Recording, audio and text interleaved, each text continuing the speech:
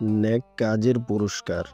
একদিনের কথা, ছোট শহরের এক গরিব ছেলে হাসান মসজিদে বসে দোয়া করছিল, হে আল্লাহ, তুমি আমার মায়ের জন্য রিজিকের ব্যবস্থা করো।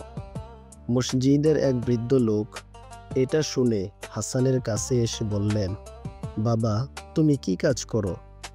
হাসান মাথা নিচু করে বলল, আমি ছোটখাটো কাজ করি, কিন্তু তাতে মা বাবার খরচ চলে না। বৃদ্ধটি হেসে বললেন, আল্লাহ ভালো কাজের উত্তম পুরস্কার দেন।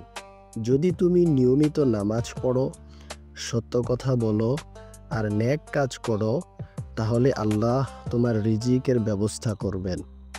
হাসান বৃদ্ধের কথা মনে গেঁথে নিল।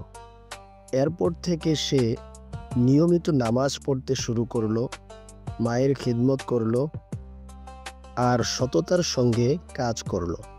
কয়েক মাস পর এক ধনী ব্যবসায়ী হাসানের সততা দেখে তাকে নিজের দোকানে চাকরি দিলেন।